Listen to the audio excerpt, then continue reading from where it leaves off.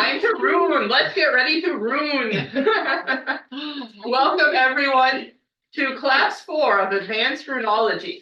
Tonight's class is called Patterns of Rune Magic, and we will be looking at ways to use the runes as a magical system, one that is as versatile as an alphabet and as complex as a language. As you work with almost any branch of magic, from kitchen witchery, green witchcraft, chaos magic, whatever, you can often find a use and place for the runes. They are as much the tool of the eclectic, then, as they are the dedicated rune worker, or heathen. I would argue that this is because as both an alphabet and a magical language, runes can be used with relatively little specific training. In the same way that a person can travel around a foreign country with a guidebook and a language dictionary and find their way from point A to point B. But just like in that example, you're going to get better results the better you speak the language, right?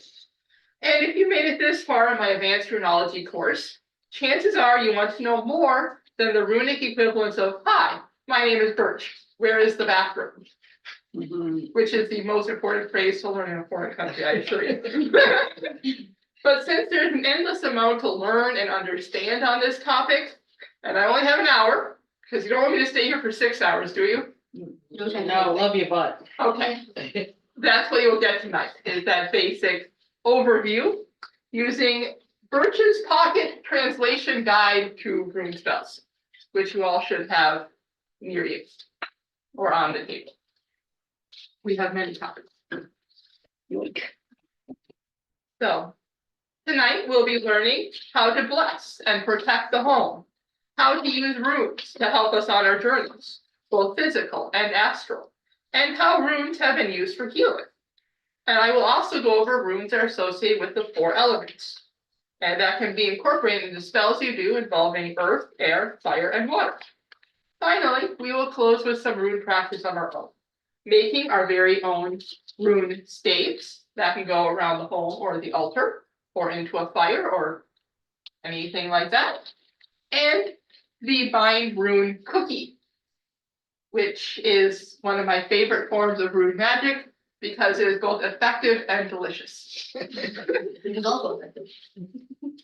You may also notice during the class that I will use a single rune in different ways at different times. The form of the rune is set by your intentions when creating this spell. And because, like I said, runes are both an alphabet and a magical language, one rune can have has a main meaning, but it also has layers of meaning underneath that initial meaning. So as you work with the rune and you come to understand its different levels of meanings, you can use the rune to do things that you might not necessarily expect. So for example, we can talk about the rune Orus.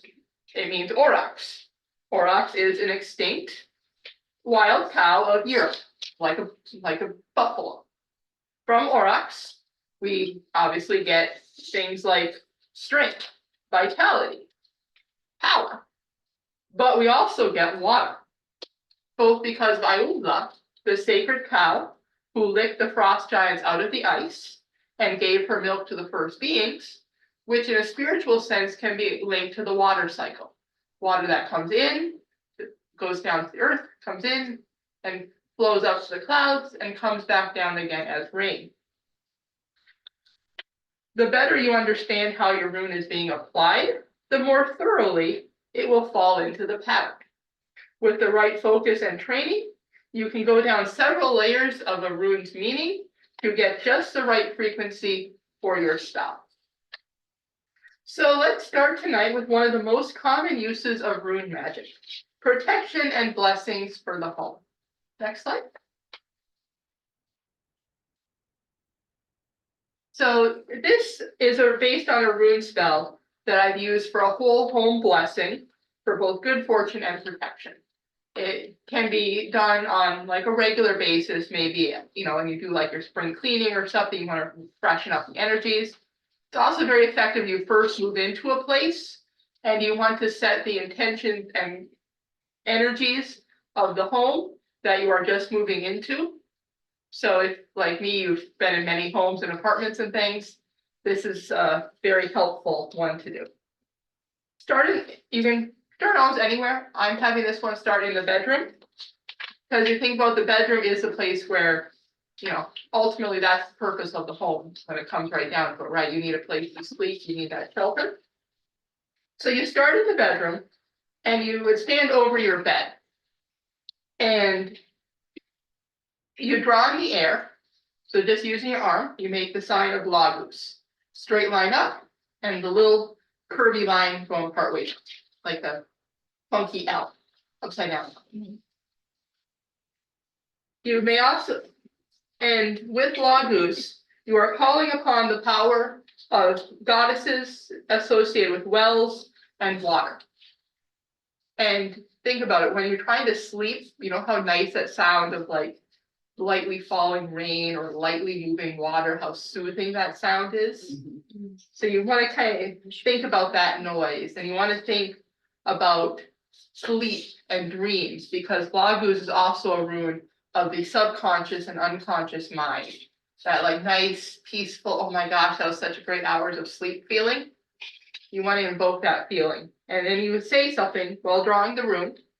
Say, I call upon the blessings of sleep, of dreams and restful slumber, to whomever or to me or may sleep in this bed. Let it be a place of safety and rejuvenation for all the nights it has slept in. Then as you draw the Lagos, I often like flip it and then just draw it so it's like it's laying down to symbolize, again, the rune is now laying down and is now directly tied to sleeping in that bed. Then you want to go to closet, dresser, any part of the home that has your stuff stored into it. Could be any closet. The idea here is now you're going to link this closet to all the places in your home where you have your belongings stored. Okay, so I feel it's best to do this with like when you first, like the first thing that pops in your head when you think closet, do it with that one. And then draw here the sign of Fehu, the rune of material, possessions, wealth, money. It's the F with the lines pointing up. And standing in the closet, you put your hand in it and you draw the sign of Fehu. And you bless your possessions as follows. By Fehu, I bless what I own. May they always be bought with money that can be spared and come to me when I need them. Should they pass away from me, may they go where they are also needed. Then go to a bathroom, and you want to stand either right by the sink or shower or bathtub, anywhere close to the water. Either one would work. And you invoke Urus in its form of water. So that's the one that's like a really pointy upside down U. So you draw that shape in the air. And you say, may the water which flows through the pipes and faucets of my home be blessed. May it cleanse in body, in mind, and in spirit. May it come when it's needed and go where it must. Then go to the living room. And here you're going to use manas. Tricky to draw down the air, but I do think like a little X and then 2 sideways slashes. And that's the sign of manas. And you say, may the community which gathers in this home be one of love and good cheer. May we come together in friendship and fellowship, and may we part the same. Let friends and family be welcome alike. And that can be done. I put this in a living room, but if there's a place like back here in the mead hall that you tend to gather your people into, that would be the place to do it. But not quite the kitchen, because the kitchen has its own room. Our kitchen witches, Amethyst, Jen, you know that the hearth is the heart of our homes, and the fire of our stoves and microwaves is the source of much yummy goodness. So here we're going to use Kenos, the controlled fire of the home, which is the kind of sideways V, like the little crocodile greater than sign? Or less than sign? than. Less than sign? So stand over your stove and say, may our heart be ever lit and bestow upon us food and drink, which will fill us in mind, in body, and in soul. Let the kitchen fires be always lit safely and cook with great success. So then, last step I have here is second to last step, sorry. Go to the threshold of your home and stand just outside the front door. And you're gonna draw a thyrsos, your favorite thorn. Thorny. So that's the straight line with the little triangle in the middle. Draw a thyrsos. If you happen to have a Mjolnir, I hold this up in my other hand because I want to call upon Thor. And then keep drawing thyrsos and say, great Thor, protect this home and all who dwell within. May it be kept safe to offer us all we need to live in love and fellowship. And that's why you have your Mjolnir if you've got one. And then after you finish with thyrsos, so thyrsos is done facing your door. All right, you're facing the door, and now you're going to turn the other way, and you're going to look out like across your front yard, driveway area. Okay. And now you're going to use Othala. So that's read in book that is called the upside down goldfish. But it's that shape. And you draw that in the air and say, this is my home, protected and blessed. By family, by friends, by love, by sorrow. May it be a refuge in times of need and times of joy. And the last two runes, you can do that in your front yard, but you can also repeat that for any other entry points to your home for maximum protection, security, and blessings. Okay. Next slide. So that is the whole home blessing. So now that we've been home, let's talk about traveling and trance magic with the roots. As our beloved Havamal, verse 38 says, a wanderer should not walk far unarmed, but have weapons to hand. One knows not when a spear is needed, or what you will encounter along the road. How does this attitude play into using runes while traveling? Very much. So I have here runes for a car trip. The three runes I like best before a car trip are Awas, because if you think about it, a car is just a modern horse in a magical sense. Raido, that's symbolic of the road that we are traveling on. And Algies, to keep my car, and thus me, safe on the road. So while Thyrsos is a good protection rune for the home, because it's so stationary and steadfast, Algies is a good protection rune for the car, because you need something with a little bit of zip behind it. And Algies is a good rune for offensive protection that is willing to run around and, race about. I will not drive to Miami without first tracing these three runes in order on my dashboard. While it hasn't always kept me completely out of trouble, as some people here can testify, I've always made it home again. Which, like Odik said, you never know what you'll encounter on the road, but the main thing is to get back safely and in one piece. In my case, I've encountered idiotic, reckless drivers, really idiotic, reckless drivers, and a broken cooler belt, all in Miami. And all leading to either car accidents or memorably being stranded in the Everglades for several hours, smack in the middle of the Tamiami Trail. But with the help of these three runes, I have at least been stranded in a safe location and not injured in any of those car accidents caused by the reckless or extremely reckless and idiotic drivers. And if you're going on any long car trip, I would suggest these three runes as well.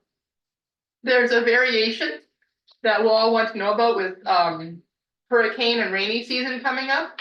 You have these 3 runes, but add in a Lagus to protect you from the standing water that will flood roads like Coral Ridge Drive. Because we all know how it gets out here sometimes, where you have these entire lakes and your car is swimming. Yeah, exactly, your car is becoming a canoe. So if that happens, use AWAS, Ride-Ho, Lagus, and Algies. Put those 4 runes together and draw them on your steering wheel. And then if your car starts having to swim, just keep repeating them out loud and say, come on, car, we can do this. Like I said, it's not guaranteed to keep you out of trouble, but it will help. All right. Next slide.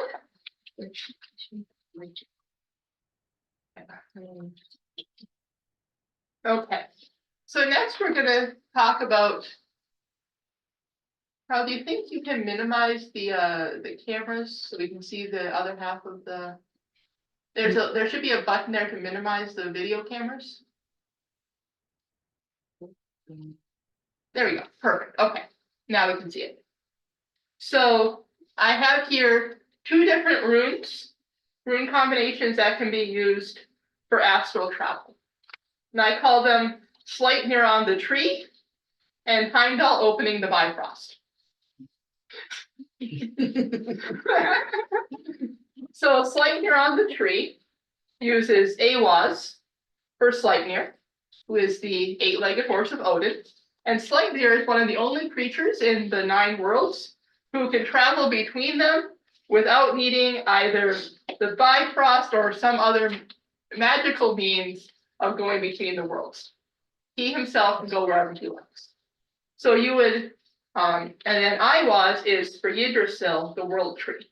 So you use this as part of a meditation, where you call upon Awaz for Sleipnir to sort of act as a guide through the worlds to help you with traveling, and then you use Awaz to call upon Yggdrasil to kind of open up the worlds to you through its branches.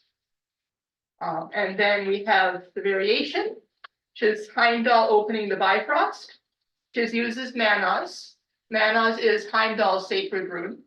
So you use Manas to call upon Heimdall, and then I usually use Ride-Ho. I've also seen it possibly used with Issa, but either way, you're calling upon the Bifrost bridge to use that link that goes from Asgard and links it to Jotunheim and other worlds.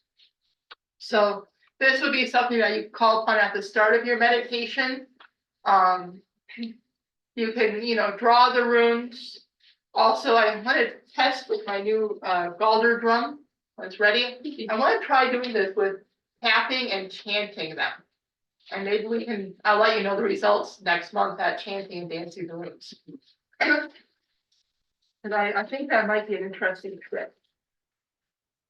So those are a couple of rune combinations you can use.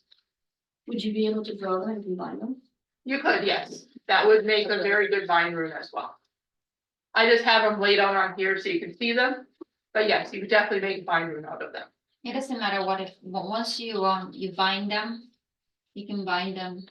Yeah. You can It do it. doesn't matter if you turn it Exactly. which way it will. Exactly. We're gonna get that. We're gonna talk about vine runes here later, but yes, it won't matter. Okay. Next slide.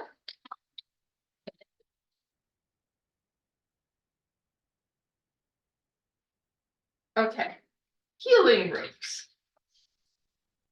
In the Havamal, Odin says of Uruz, I know a second magic, one that will let one heal another in kind.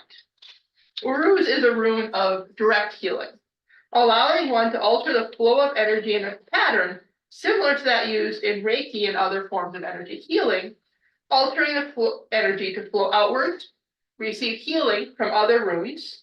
I've used both Sawilo and Ansu's, and then return to the body refreshed, replenished, and restored.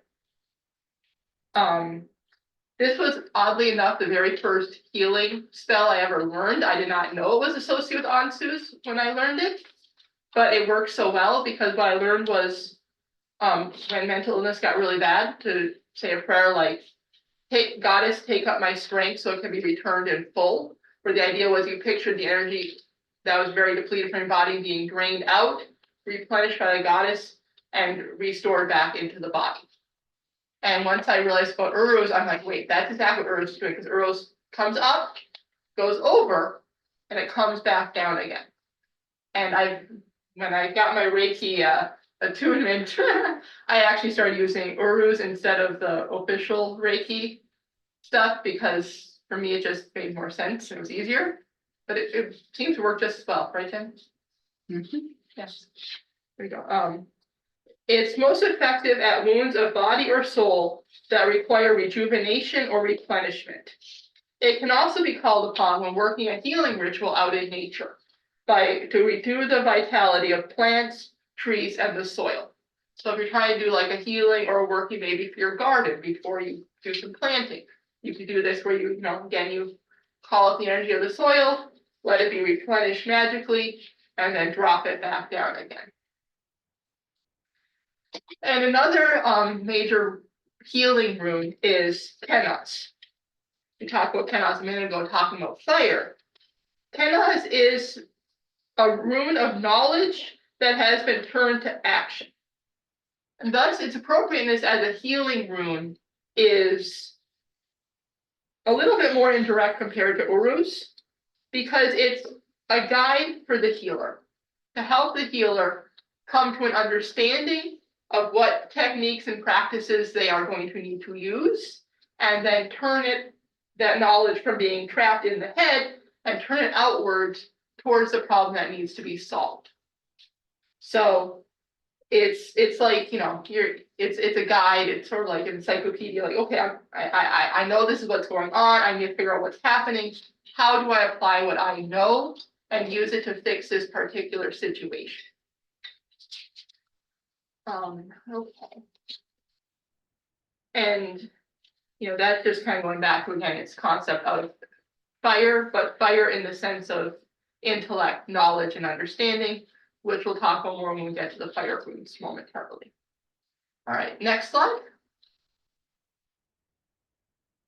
Okay, now we're going to talk about runes that can be incorporated into magic using the 4 elements: earth, air, fire, and water. Starting with some of the runes that are most closely tied to earth magic and earth energies, and how they are similar and different from one another. Birchana, my favorite rune because it means birch tree, is the one that looks like a pointy beak. Birchana is the rune of the Earth Mother, Frau Erde, Gaia, the creatrix of life. She is the Earth Mother, and this is the rune that tied to her energies, the great cycle of life, birth, and rebirth that comes to us through the Great Mother. And also, all that goes along with it. We're talking fertility, new beginnings, but especially fertility, women's magic, and that type of that aspect of earth magic. Does it help in gardening? Oh, yes. And then we also have Ingus, which is the rune of the Earth Father. This is Freyr's rune. One of Freyr's other names is Ing, from which Ingwas takes its name. Ingwas or Ingus. In some traditions, there is, of course, the Green Man, the Horn God of many of the Celtic paths. This is also a rune that you can use, I've noticed, in working with him as well. The idea of the Horn God who gives the seed of life to the mother. So this is now moving away from the divine feminine earth. We're now talking about the divine feminine masculine, which I think really deserves a lot more talking up in magical circles, because that's the provider of the seed. I mean, the strictly diamond shaped Ingus is pretty obviously meant to be a seed, ingus with the two X's on top of each other for like a sprouting seed. But it's again that idea that between Berkana and ingus, you have the ingredients of the great circle of life. The seed that is fertilized by the earth, grows into the plants and animals, dies, decays, is broken down by our friends the mycelial network, and turned back into soil. That great circle of life. And that is symbolized by Jera, the rune of the harvest. Jera literally means year. It's where you get words like the German Jahr and our own word year. Both come from Jera. Jera is the accumulation of that cycle. Whenever you're doing any magic that is cyclical in like long-term goals, long-term plans, this is the rune of that great cycle of life, death, that comes full circle. And you notice that Jera has the two little kenazes basically facing each other, because that's the symbolic of the great circle of life. They're coming together, and you can imagine them just spinning forever and ever and ever together in a great, yeah, exactly. They spin and twirl together, because everything goes from one point to another to the next. And really, if you think about earth magic, you talk about the stability, but you're also talking a lot about cyclical magic, the change and the comings and goings of throughout the season and throughout the year. All right, next slide. All right, next we have the runes of the air. And when I was thinking about this and thinking about how these runes fit together, you can also imagine it like there's 3 layers of air magic. The highest layer is Tiwaz. Tiwaz, Tyr, is the sky father, the ancient sky father of the Indo-Europeans. In some cultures, he was called Zeus or Jupiter. In the Germanic culture, he was symbolized by Tyr. And when you're looking to invoke the divine within that air, the divine sky father, this is the rune that you would use. It's a rune of intent, ritual, invocation. You see how it's pointing upwards? That's kind of where its focus is meant to go, like upwards, as high as you can go. Almost out to the stars, basically. Right? And then the middle layer is Dagas, the 2 triangles facing each other. Dagas, which means day, is also the rune of the atmosphere. The way that the light is filtered through the sky is the work of Dagas. It's a rune of liminal spaces, sunrise, sunset.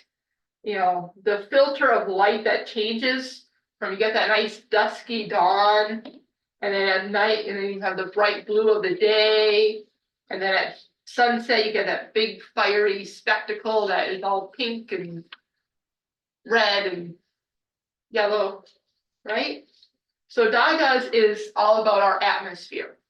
It is, the protective bubble above the earth that keeps us safe from the vacuum of outer space. That is sort of Dagas's domain, that in-between space between space and the ground. And then the lowest, but by far from the least important, is the rune of Ansus. Ansus is the air that we breathe. It's air that allows us to take in air from our lungs and breathe them out again.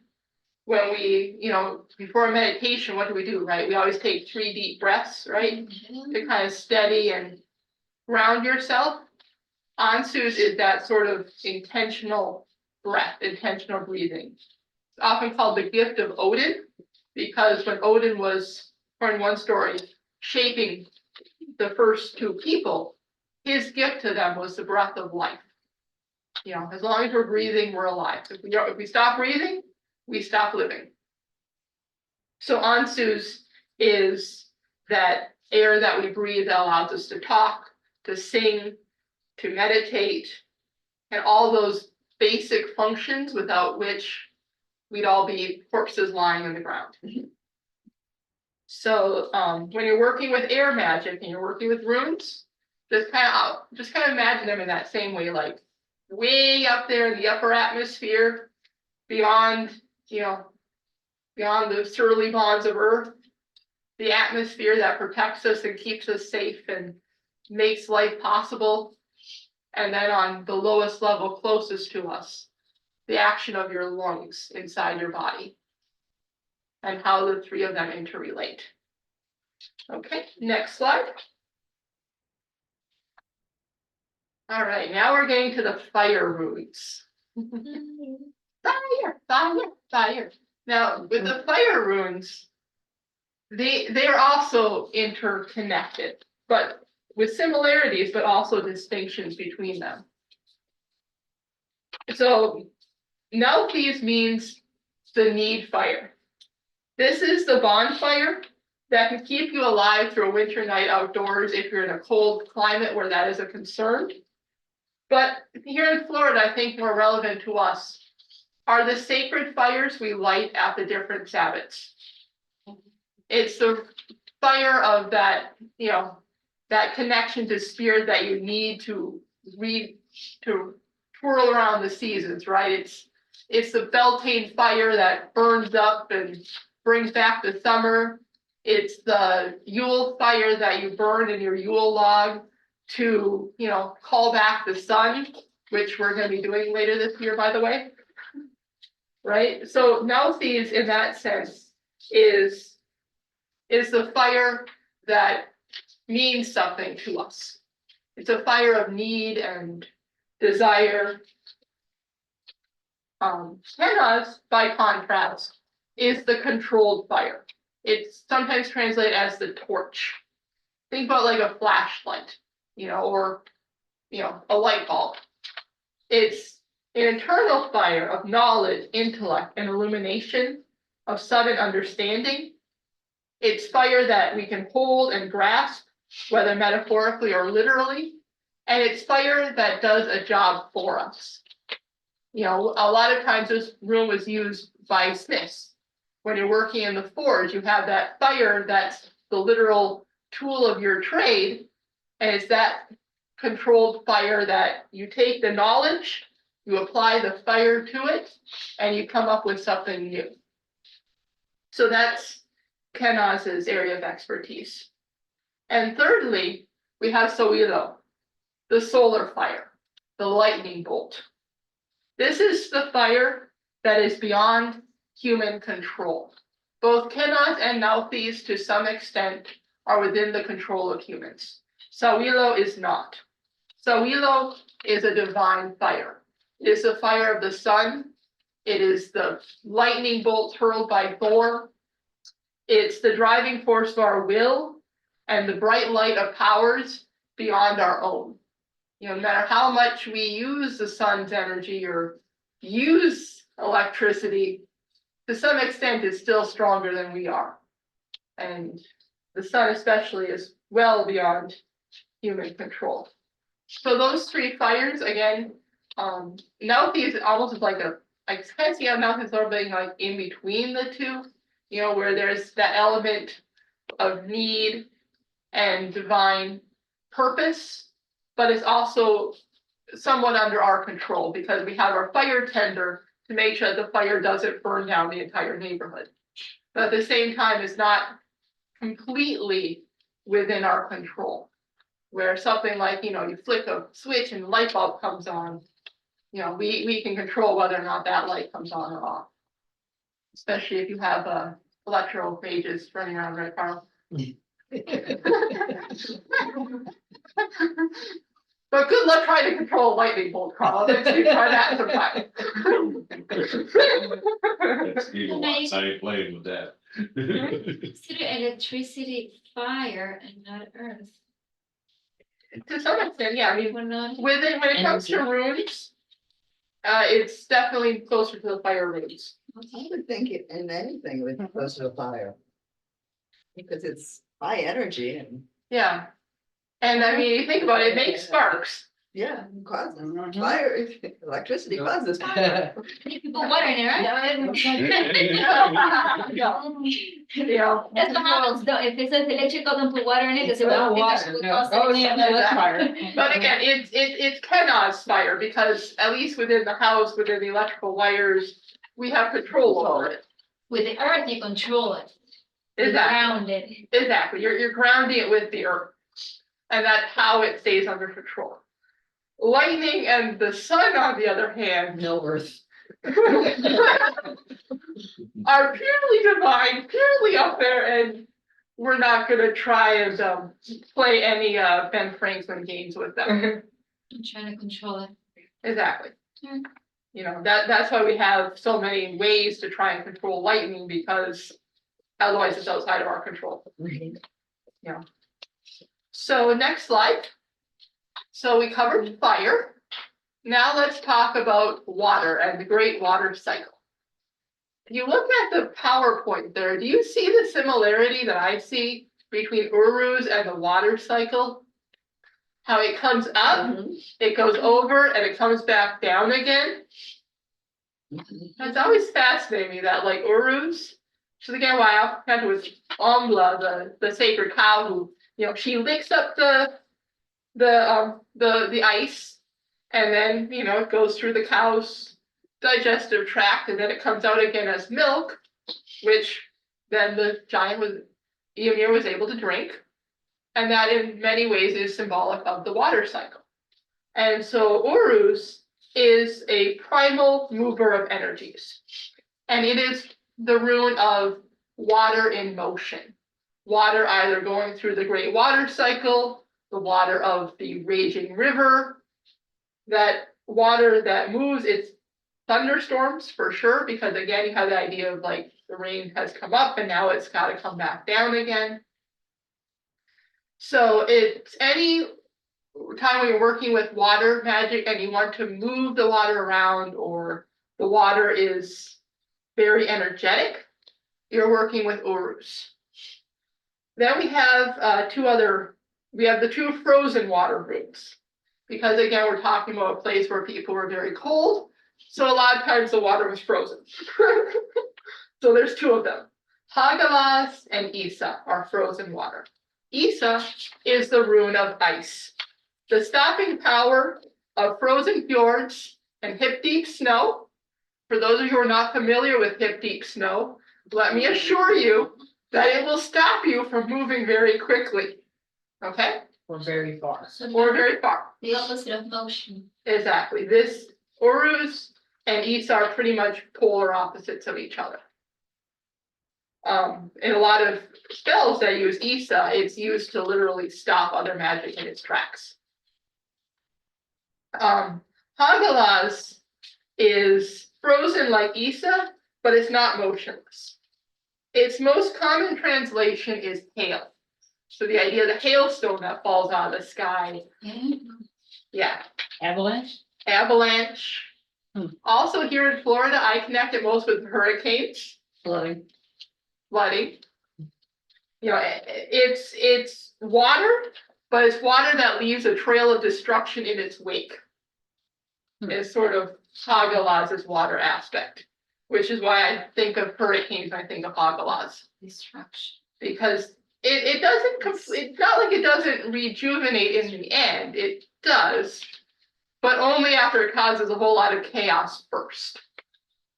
So you think about like, when you think about hurricane magic, right, it's swirling, it's water, it's causing a huge mess and problems, but it also brings a lot of renewal in its wake. It's very important for the ecosystem. And so that's, since we don't get a lot of hail here in Florida, that's my Florida translation of Hagalas is hurricane, not hail. And then finally, we have Lagus. I love Lagus, it's one of my favorites. Lagus, you know the saying, still waters run deep? Lagus is the embodiment of still waters run deep. It's the rune of lakes, seas, like, you know, an inland sea that doesn't move around too much, not like a ocean sea, wells and ponds. And even though Uruz is typically the rune of rivers, this rune I've had the best work with compared to Uruz when it comes to the Everglades. Because the Everglades move so slowly that they're under the power of Lagus, not Uruz. And since Lagus falls into the third eight, the eight of spirit, it's the rune of the divine water, the unconscious mind and sleep. Whenever you, a lot of goddesses that are associated with water and wells and sacred springs are tied to the power of Lagus. That sort of magical water. You're just sitting there by a nice still lake and you just see little ripples running across the water. That kind of magic, not hailstones and raging rivers and rapids and such. Waterfalls. Uruz loves waterfalls, by the way.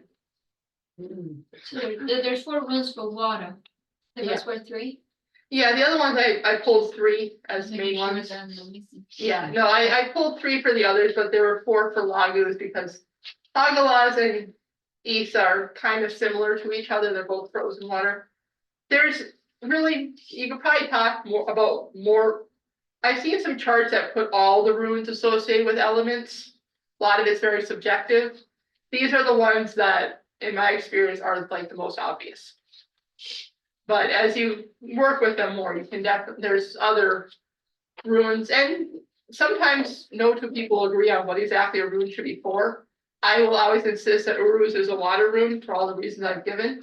I've also had a lot of people tell me it's an earth rune because of Oryx and the bull and, you know, all that strength, vitality, Taurusness. I mean, these are the day. Personality. You see, I'm a Taurus, but I'm not a very Taurusy Taurus. I'm more of a watery Taurus, which might be why I think bull water, but Main bulls very fun. they do. I mean, Exactly. so those are the runes that we would talk about when we're talking about the elements. Oh, I also didn't want to forget to mention, when you're working with Isa, I know we had that lovely class on Skathi, right? I mean, so Isa and Skathi are often used together. Because again, Isa is the rune of the deep, frozen, cold winter. And Skathi is a goddess of the deep, cold, frozen winter. She really likes the Isa rune. Although I think she might have been messing with me when she sent some freezing rain and took out some of my birch trees and then blessed a branch and had me find it. I think that was Tagalas, not Isa, but I'm not really sure where frozen ice storms come into the mix. Either way, that was her idea of a blessing for me, was here. We're gonna chop 8 branches off one of your tree friends and you can have the remains. But hey, cycle of life. I think she meant well. I mean, if you leave the branches long enough, it turns into a tree. Exactly. Well, and it came home with me and it's now sacred to her because No, No, it won't turn into a tree. if you leave it now, it won't, but and birch trees can't grow down here in Florida. It's too hot for us. We would not do well. All right, so next slide. All right, so who wants to make your own rune spells? Yay. I made some. All right, so let me just explain a little bit, and then I'll tell you what we're gonna do here. So we're gonna close tonight's class with a practical exercise in writing our own rune spells. For this, you have Birch's pocket translation to rune spells, which can also be found on the Grove's Facebook page. I posted it there last night. So when you're making a rune spell, you want to think about what you want for your spell.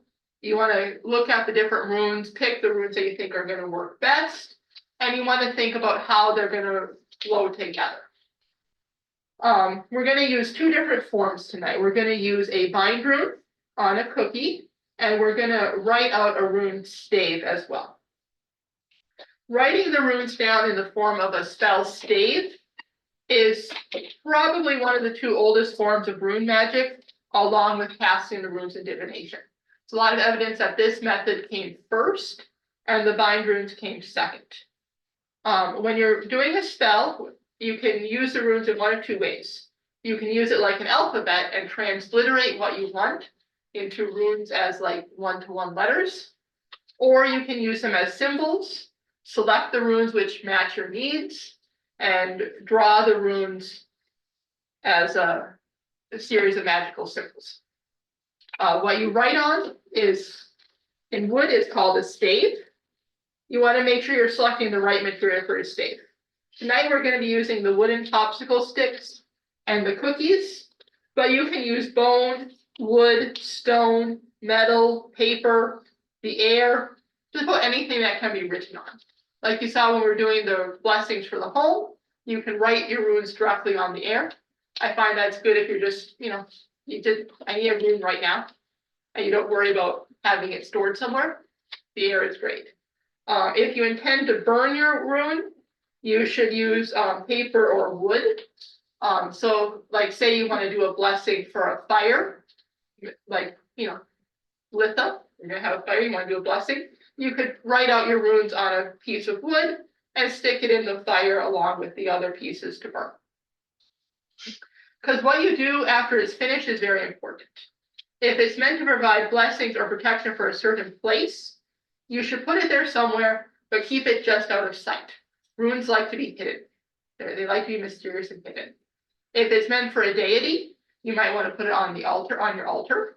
And or same with like if you're doing anything with your ancestors, you can put that on like an ancestral altar. If you want to keep it like an amulet, you put it into a magical bag, pouch, or carry it with you on a necklace. And I thought this was interesting. If you want to send the rune magic to another person, the traditional method is to toss it either onto a chair that they're about to sit on or into their home. Curses in the sagas are usually delivered this way, but I see no reason why blessings couldn't do the same. Or curses.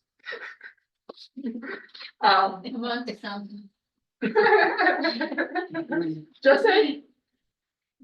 We're being traditional here. And then if you want to dispose of your rune charm, you have a few choices. If you want to, you can bury it in the earth, hang it from a tree, or cast it into water if you want to be more like a slow decay type thing. If you want to go quickly, use a fire. And if you want to just do it like immediate come and go, draw it into the air. If you want to absorb the rune magic into yourself, eat it. Hey.